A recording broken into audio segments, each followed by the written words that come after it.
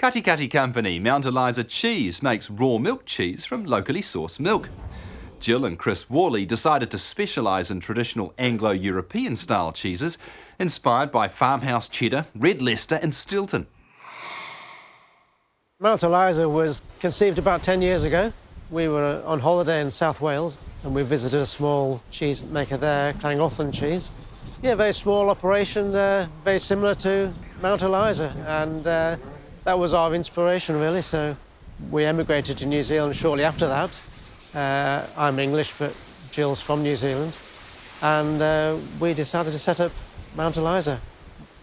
About 18 months ago, we moved over to using the raw milk from the local farm.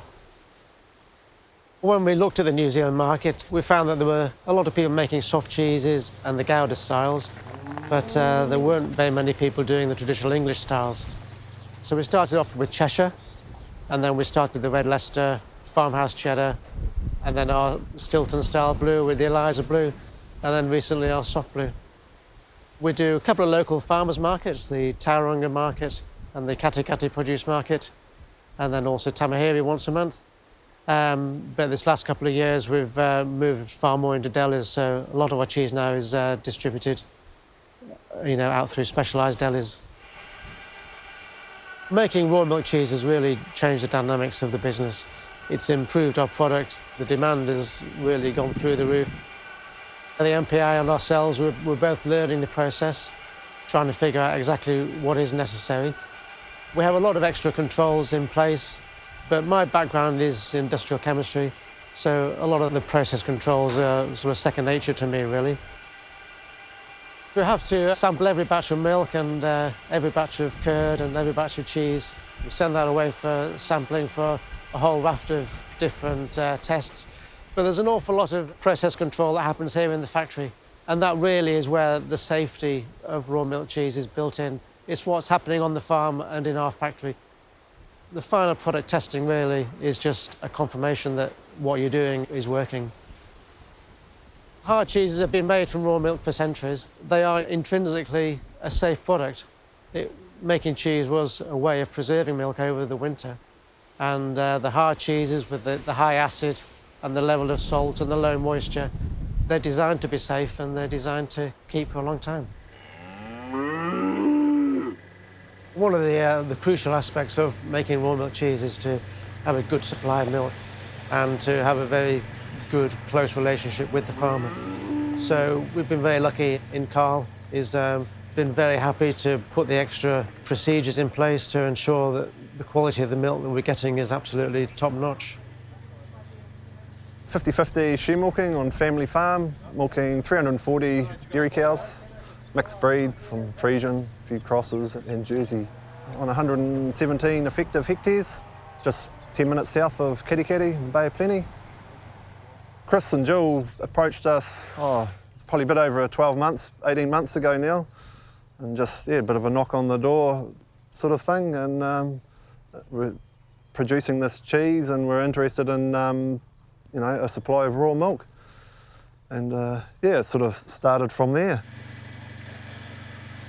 I didn't know a lot about it at all because, most of the stuff we supply, it's all pasteurised. I've been farming for a long time, but the raw milk scene is very new to us. So it's been quite a learning curve the last 12 months. We do the same thing as we are doing, but just making sure everything's clean, checked properly. But it's good for the staff, just in the hygiene, cow health, just recording and being a little bit extra cautious on everything sort of thing. We pretty much know what day of the week he's coming. Certain feeds, silage, we'll stop 3 days prior to his pickup sort of thing, and we just feed hay if we're feeding out. But lots of little things like that. But yeah, Chris keeps us informed on what we sort of feed-wise and that.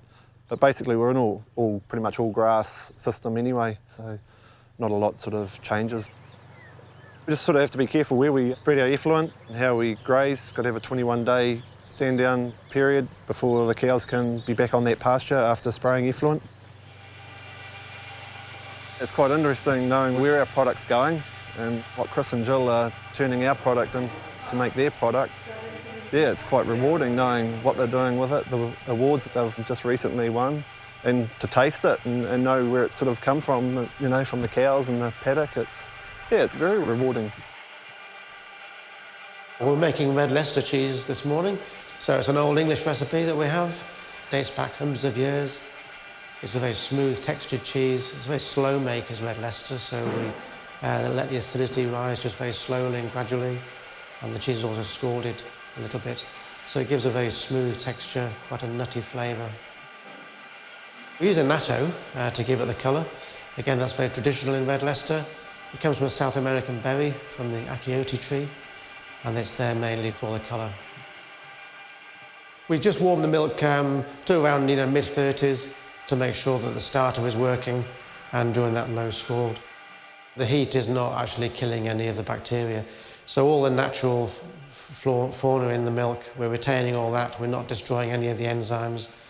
And that all comes through in the final product. So we end up with a much richer, much more complex cheese.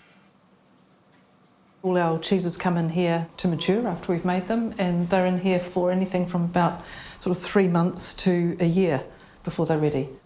So cheddars are ready from 6 months. The red Leicester's a little bit younger. They're ready from about 4 months or so. And then over here on the other side, these ones down here, they're very, very traditional Mount Eliza Blue. They're made with raw milk as well. Those ones are ready from roughly about 75, 80 days. They'll go out. The only ones that are pasteurised are these blue monkeys, and at the moment the regulations say that we have to pasteurise those ones because they're fairly high moisture. Having had some success with the take-up of the raw milk cheese at the markets, we decided we'd enter the awards this year. And we entered 3 classes with 2 different cheeses, and we came back with 3 medals. So we were very happy. A gold and 2 silvers.